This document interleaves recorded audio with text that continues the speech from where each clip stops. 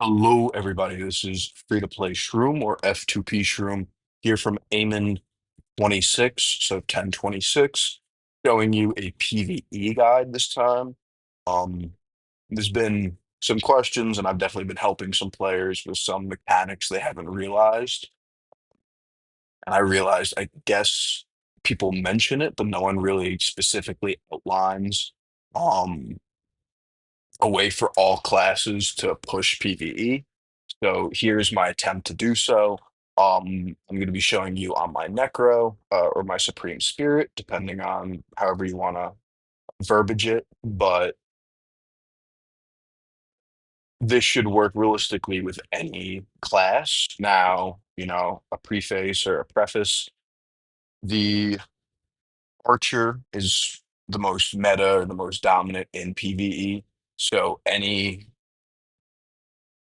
concepts that I show you applied to an archer usually are going to outpace the others. Especially something like mage that is very bad in PvE. Which is why usually you have a PvE setup dedicated to archer, and a lot of people switch to that once a week to either push regular PvE or push theater. Personally, I don't really touch regular PvE because I like to be able to do my dailies really quick by swapping into a PvE set. But when it comes to Archer PvE, um, both an Archer PvE that I swap to once a week, I do that for theater. Every so often, I'll also do the family boss, this Blazing Cave. But I don't have Panda Bow. I don't have a lot of the other things. So I've never really been the most enticed to push PvE just because I know I'll be outpaced very quickly against people very similar to me, but with certain items like alligator mount or the panda bow. And we also have some very strong players on my server that will easily destroy me in PvE. So I've never put it on a priority, but always try to be able to compete in it every day, to be able to do my dailies, min max my rewards, finish off the dungeons, but then push PvE as Archer for the theater to help my family and for my personal rewards. So there's a couple of ways, and I'll show you probably from easiest to hardest or best to worst, I suppose. Um, and now some of these are circumstantial. What would be better? What would be worse? But I think the easiest and one of the most effective is avian. So if you go into avian and you look for this one, Michelle, very terrible Michelle. You could very easily have a much better Michelle. But if you have even a level one Michelle, I could deploy this. I could put on a full Archer PvE set, and I can go into Abyssal as long as it's not immune control effect, and I will take basically no damage even while full pushing damage like this set does, just because of the fact that you're going to take very small amounts of actual hit triggers. Now, this works best when you're focusing as Archer and you're maximizing your attack speed and everything else. Michelle seems to be worded a little finicky, but basically using this strategy, a lot of times you and your clone will basically never die. Sometimes taking hit triggers, but never actually dying. And that'll allow you and your clone basically to have the full time to do as much damage as possible. Mm, I would say this isn't the best strategy because of the fact that it does have a small issue in theater, for instance. Like here, you're not going to notice it as much. But in something like theater, I should have put this on fast forward. I apologize, y'all. But on something like theater, um, you have these different um, spectacle apostate mechanics, I guess you'd call it, or tricks. And if it has the control duration reduction, let's say it has 100% control duration immunity or whatever it is, using Michelle is not going to work that well because Michelle is basically stunning them or freezing them in place, which is going to prevent them from hitting you. Um, and this works again really well on this theater boss, and it works decently on the uh, cross the abyssal portal. The other way that's I'll point out now, just because of the fact that I don't have it, is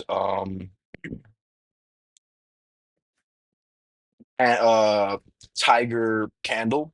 So if you use the tiger back accessory with the candle artifact, you basically will heal back mm, infinitely. And I don't have footage of this because I don't have the items. But I could post it into Discord if anyone's really that interested. But using this candelabrum artifact and using the tiger back accessory, so this one, the trapped wraith, you basically will have the ability to constantly do damage, full damage tilt, and every time you get hit while you're doing so much damage, you basically heal back to full or near full every time. Only drawback here, while it's not the immune control stick, is that if you're getting one shot, for instance, like the slime, this is great for pushing PvE, for instance, but if you're fighting the slime boss, let's say, and the slime boss is doing crazy amounts of damage with each hit, but it's hitting very slow. If you can't eat one hit and you die instantly, you can't heal back from zero. So even with the cheetah, you're gonna have the 3 seconds of immunity, and then you're gonna be actually dead. So usually you want your HP to be high enough just so that you could at least endure, let's say, one hit of the boss or the minion, whatever it is. Usually you want more than one, but the healing again is so ridiculous. I've seen people basically go from 0 to 10%, 0 to 10%, like just constantly flickering. And this way also seems to work really well with tamers. The tamers and archers I've seen use this very, very well. So the tiger back or the trapped wraith and the candelabrum or the castle, yeah, the castle candelabrum or the candle artifact. The next way, as I'm trying to show these somewhat with decent speed so I could fit them in to show them with abyssal, is my personal favorite, just because I don't think anyone really uses it. I found this on accident, but it's unicorn and PvE. So I know when Unicorn Mount came out, people were saying that it could be decent in PvE, but I don't think anyone really used it just because it's not really giving that great of buffs. But as a defensive tilted person, if I use the unicorn, so if I go to, this is one of my PvP sets that I use for PvE. Um, we'll call it wonky with some things. But if I go to regen mage killer with this unicorn and I go into the cross the abyssal or venture into the abyssal portal, I'll basically the maximum damage you'll see I'll take is these. It's hard to see, but 64. Some of them are zero damage triggers because I'm shielded. 75, 50, 51, 53. So I think I saw like a one there, but very low damage triggers, and this will happen the entire fight. So again, all these tricks are basically trying to make you live the entire time. If you're in the early game, this really isn't necessary. In something like Abyssal, it's necessary, but something like Theater, you might be able to full attack send and put everything into damage and not die. But as you get Eternal Gear and as you get higher and higher power, you'll start dying really quick if you fall into attack and you're not using some sort of mechanic to either sustain or you're not just strong enough to endure the entire time. There's definitely some whales that could just eat all the damage. Not one of those. I have to figure out some sneaky tricks to traverse my way through PvE. So this is definitely my favorite way. I use this way every day just because like to be lazy. and simply having the unicorn while using a full damage tilt or mostly damage tilted build basically allows me to do this.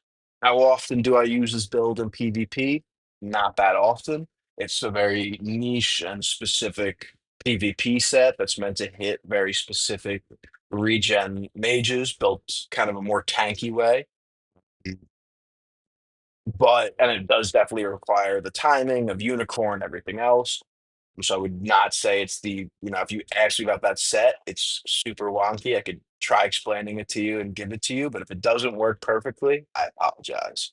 But for PvE purposes, it's a doozy. It's a doozy. It really is a doozy. Um,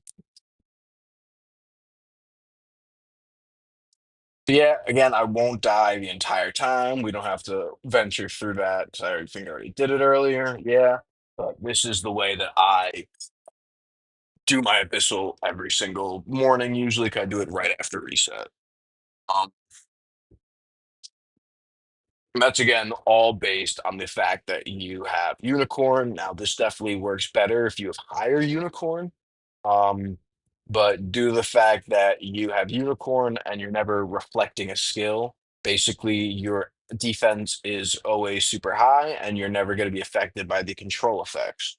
So this also might be something you want to think about if maybe there's a future PvE dungeon that has some kind of a control effect or something, but the boss isn't doing the actual skills or it's not registering as a triggered skill. This might be a good option even for archers, just so they don't have to endure any sort of control effects. But again, usually it's just increasing the defense. I'm a defensive build player. This lets me take no damage. You have less defense, it might not work as well. It might not.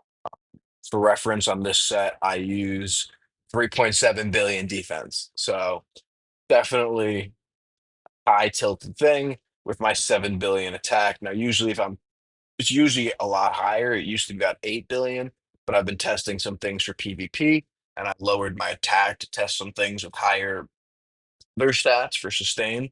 So my attack right now is a little lower. It's usually around 8, I think it was 8.5 billion or so. But mm, yeah, this is the defense unicorn method. Moving on, you have evasion. Probably one of the simplest. That's on my PV necro build. So all I think you really need is about 200% evasion. You can get away with 170, 180, 190, but you'll notice every now and again you'll take a hit trigger. Even at 200, you might notice every now and again a hit trigger from certain minions or certain bosses. And then you might want to put a little extra, especially if they're able to one hit you. But the fact that there's no evasion cap in PvE, but in PvP there is, allows you to basically full send evasion in PvE and not have to worry about anything hitting you. Only drawback here is so, with the first one, you're giving up avian. With the second one, you're giving up your artifact and your back accessory. That was the candle and the tiger. With the third one, you're giving up your mount for unicorn. And you're usually having a lot of defense, but you could play with the defense to see how low you can get it before it's workable, let's say. Now, with this you're building into evasion. So to get high enough evasion, you're either going to give up, a POW for the evasion. You're going to equip some evasion based event gear. So either an artifact, a back accessory, or a mount. You might use evasion on gear. You might use evasion in the artifact runes, like I'm about to show you. So depending on where you might get it in the divining tree, you might get it in the remold skills of the guardians. So there's a lot of places to get evasion, and depending on where you get it is going to be almost how optimized and how much damage you could deal. And honestly, it's very transferable based on class. If you're a PAL based class, your damage comes from your PALs. So you don't want to waste a PAL, let's say, on evasion. But if you're an archer, you don't really care about your PALs as much, or you can afford to give up one PAL. you might say, oh, the evasion POW works well here. Mm. And vice versa. If you're a mage, you might not want to give up, there's no evasion skills, sadly. But, if you're anything else, you might not want to give up what you're using for the mount, the back accessory, or whatever it is. So where I get my evasion from is the artifact rooms, the back accessory tree, and then from my mount. So as you see here, the artifact, mm, my artifact runes are, yeah, so I meant to show you first, are pretty much evasion built. They use boss damage in the bottom right, and it doesn't have evasion because I haven't really set this up. I figured I have more than enough evasion right now for PvE. Mm. But you realistically could have all these with evasion, like I do for PvP, and that will allow you to not have to have it on gear or other things. So I'd say this is a great area if you get between 12 and usually 14 or so percent in each room. For full sending them, I think you could get up to like 15% or so. But I have some of these with like high 12s, some of these with this one with 14.24. If you're getting that in all six of them, you know, you're getting basically like 70% or so evasion here. Um, there's no evasion on this one, but you're getting it there, and you don't have to worry about it on gear because you basically get the 70% from gear, but on your artifact enchantment runes. Um, Another place I think is best to get it is the back accessory because of the fact that you have in all four trees of the top end you have evasion, and then in the it's not fury, it's archery and tame beasts. So in archery and tame beasts on the left side, you also have evasion to get, and because of that, you have 20 on the top of each of them, so that's 80, and then you can get 20 here, 20 there. You end up with 120 total if you max that out. Mm. And then just from there, you have 120 plus your 70, let's say, from your artifact rooms. You're already at 190. Like I said, you basically don't need that much more from anywhere. If you wanted to, again, you always could. Mm.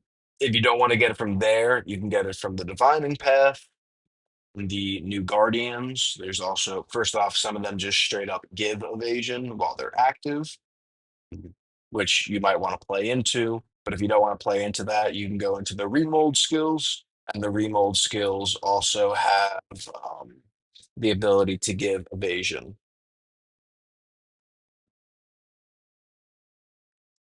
I'd say in the divining tree and your remold skills is probably not the best worth. It's probably better to get from your artifact rooms, and your back accessory, and maybe a potential item or two. Um, you also got to keep in mind that the level of your mount will naturally give you some evasion. So, once you have the feather, you get 35%. If you have this broom at tier 8, you have 32%. Um, and then you could have it on a piece of gear too. There's definitely ways to try to maximize it, as well as, like I mentioned earlier, there is the path for more evasion. It's usually 10%, keep in mind, but it's 12% because Supreme Spirit or Necro gets better PAL deploy effects by 20%, so from 10% to 12%.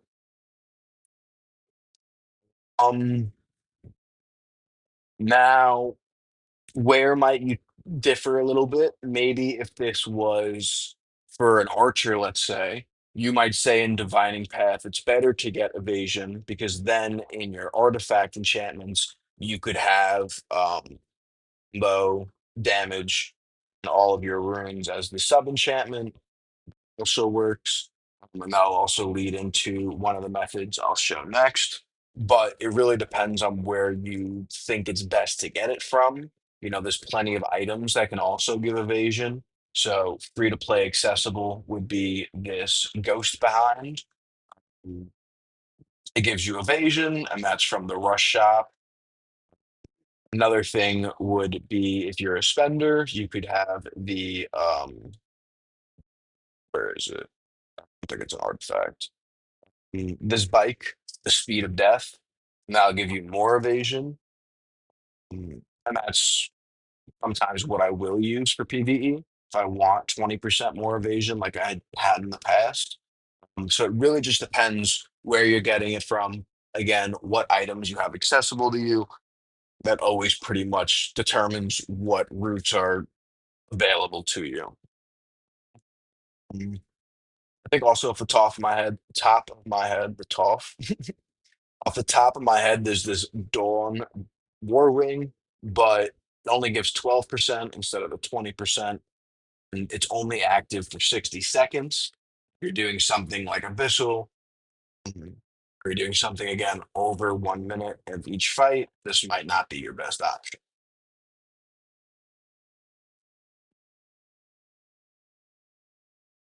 Now, I did say it goes into a very similar build, and that is either boss res or basic attack damage res.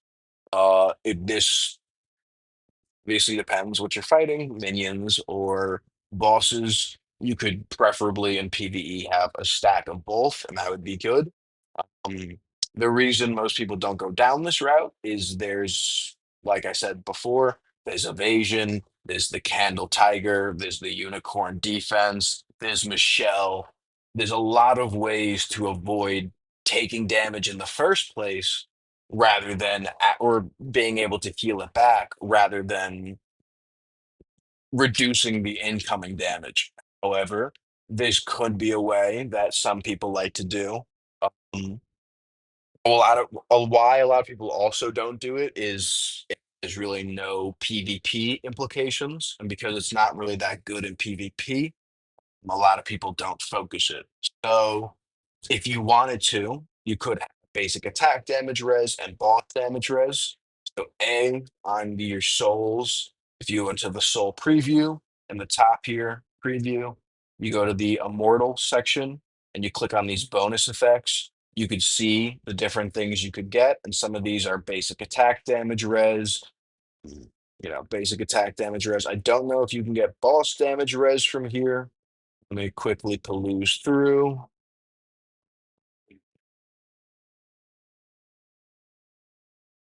Does not seem so. But you can get the basic attack damage res from the souls. Then in your artifact runes, you can get basic attack damage res as a sub enchantment. I have it somewhere. Uh, Basic attack damage res there. You could also get boss damage res as well. So, you could have it as a sub enchantment or in this slot right here. Um, And you could also have basic attack damage res in this slot. So ideally, if you wanted to use this, it's a very unused method. You could have a basic attack damage res in your middle right slot, and then you could have basic attack damage res on, your sub enchantments or boss damage res, whichever one you kind of want to lean for. And then on this bottom right, you could also have boss damage res. The reason most people don't do this, I mean, the middle one doesn't really matter to give up. It's just, again, because it's not PvP implicated. Usually, people don't build a basic attack damage res rune, or at least not very often. Um, and then for the bottom right, it's not a very good option because if you're a tamer or a mage, usually you use boss damage in this slot. And then if you're a archer or a warrior, you're going to be using crit damage bonus here. And removing parts of your crit or parts of your boss damage usually is not the best way um, to end up with the most amount of damage, even if you're able to live a little longer. Again, because there's other options, there's other methods or strategies, whatever you want to call it. So there's definitely a number of places else where you can get it. I said you can get boss damage res and basic attack damage res from these runes, like the artifact runes. You can also get basic attack damage res from the back accessory talents. So in the top of all of these trees, on the right side, so the left side was the evasion we showed before. The right side is the basic attack damage res. you could have 40% of it stacked through here. And then there used to be, I'm pretty sure there used to be more basic attack damage res in this. Pretty sure they changed it when they changed the tree, probably about a year ago at this point. But it could be stacked there.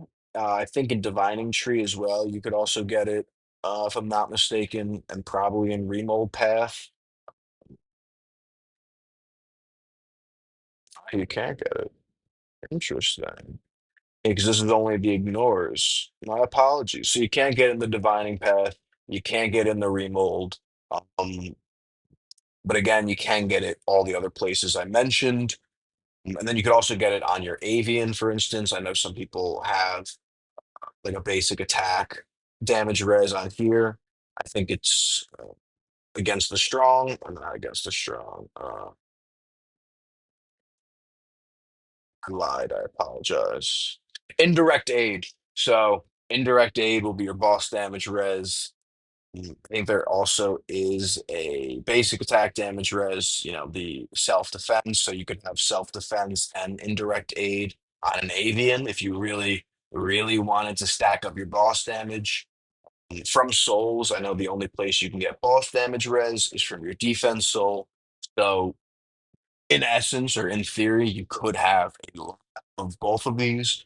It's just the cost of what you're giving up in the artifact rooms and the back accessory tree and other places, especially if you're earlier in the game, usually isn't worth it. Now, if you're later in the game and you have a bunch of extra of these, like divine feather coins to spend, and you already have your damage set up, and you can get the basic attack damage res here. And maybe you can afford, maybe you're playing mage or something and you want to get it here, you could test it out, or tamer, but it just usually isn't the most used or most effective method. Again, some of these methods require you to draw back from your attack tilting more than others, and some in other areas. And depending on how much it requires you to go into sustain or what areas, it's going to reduce your damage output. If you're using your mount and your back accessory to do a lot of damage, and then you change those, or your artifact and you change those to sustain, you're going to notice a pretty large damage difference, unless, again, you weren't optimized in the way you were doing it to begin with.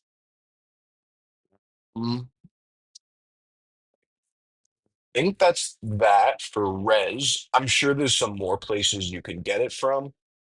Mm, I'll try posting a written guide in addition to this, as well as like showing kind of a video or a setup for the Candelabra Tiger, just because I'm sure some people are wondering how effective it is. And again, I can probably consider that the most effective besides for Michelle, because that's completely free to play, and works really great for anyone. But usually archers on theater, it's usually what most non-whales, and even some whales probably still use it, but non-whales will use it to not die the entire time, full damage tilt, and get the highest score possible in something like theater boss. The last method, and this method I keep it last because I feel like we all kind of do it, but it's not as fully optimized as some people realize, is reducing enemy movement speed. So, I heard about this a lot when certain items came out, like the Blizzard mount. So if we go to mount here, if you were to use something like stun, where is it? This is not mount. I would have been looking forever. It would never been there. If we look at mounts and we go to this Blizzard Visitor, yeah, Blizzard Visitor, see it's going to reduce the target movement speed by 25%. Um, if you're using something like this, or you're using, some people will use, I think there's also some other items that reduce the movement speed. I just don't want to take too long with this. Um, but for instance, anything that's reducing the movement speed, like this visitor mount, could be used. In terms of full free to play, you obviously have your snail. So that's usually 40% movement speed reduction. But if you're a necro, it's 48%. Again, better PAL deploy effects as part of our passives. So if you're using multiple things like the snail, maybe you have that blizzard visitor mount like I was showing you before. For skills, you could be using this Thorn Thicket, or you could use the Durian Bomb or another one, but this one, the Pearl Release, but they're slower to cast. So usually you're casting the Thorn Thicket, that's 40% on top of your snail, that's another 40%. And that means that it just takes the Blizzard Visitor activating to reduce their thing over 100%. And if they have 100% movement speed reduction, the enemy can't move, or they'll be very slow to move, especially if it's right before 100. And they'll have to slowly walk towards you, which lets you do a lot of damage before you ever get hit. Now, when you full stop certain bosses, if I'm not mistaken, and if I'm wrong, please correct me. But if I'm not mistaken, when you full stop certain bosses, they will start their hitting animation where they are. Um, So this could be good or bad. If you versing something and you full stop it and then it starts hitting you right away, this might be very bad. But if you're full stopping minions or near full stopping them where they're walking at like a snail's pace, they again won't be able to touch you and you could full damage tilt. So a lot of people will run that thorn thicket, run that snail, and that's something that pretty much everyone runs, especially even on like standard Archer PvE build. But if you were to use something like the Blizzard Visitor mount that I showed, or in the back accessory, there's this Crown of Tides. That's the ability name, but it's called the Glory Glow. If you were to use the Glory Glow, it's also going to reduce the enemy movement speed, mm, which again will allow you to what's the word? Stop or slow the enemy. Issue with the Glory Glow and why it's not, I guess, recommendable, I would say, is only going to do this effect once. So, in these waves, for instance, I'm going to have the effect go off. It looks like a large wave crashing down on the screen. Um, and then when the wave crashes down, it's going to slow the enemies basically to near zero walking speed. And then all of a sudden, when you get to the second wave, they're going to start walking as normal again because the wave doesn't re-trigger.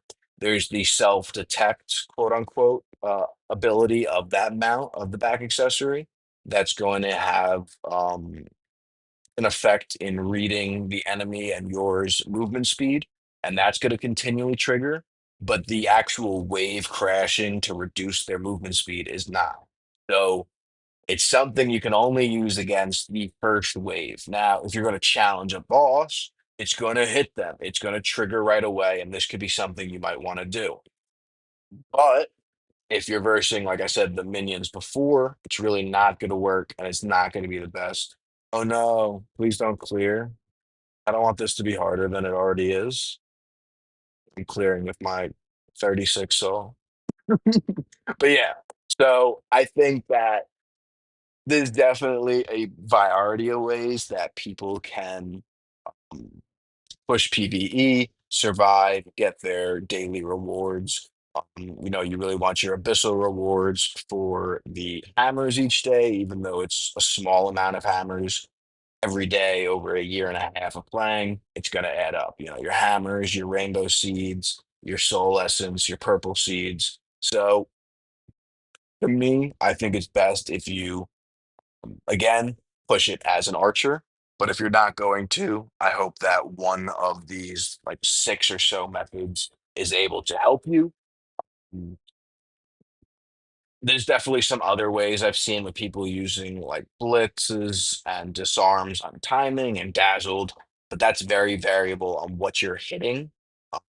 Because you kind of want the blitz of the disarm to be perfectly timed for when it's about to hit you and like about to move and et cetera, et cetera. So I'll leave that to other people who want to give you specific timed intervals for specific bosses.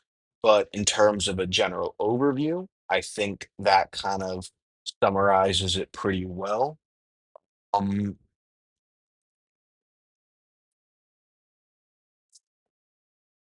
and yeah, I hope that, you know, hopefully with this, you'll be able to push this theater boss really high. You'll be able to do Blazing Cave very well. And then theater should be, I mean, Abyssal should be quite easy. As for these other things, Assault the Lamp Thief, again, it's pure damage. Molten Ruins, something you kind of got to play with. You kind of want fast kills because it's going to be 5 waves of a boss. Ruined Ancient City, usually get carried, so you can figure out how to do that. Chrono Tower, I feel like is the most variable, and it's kind of if you're willing to push through and try to get certain gears to try to force a victory, or you want to be lazy and kind of have the auto gear feature on, and you just want to do it perfectly. It's definitely all viable depending on what you want to push it through as. But again, it's all what you have available. Do you have the mount like the unicorn? Do you have the candelabra artifact? Do you have tigerback? If you have none of those, okay, I have Michelle avian, or I don't have Michelle. Now I need to breed for Michelle.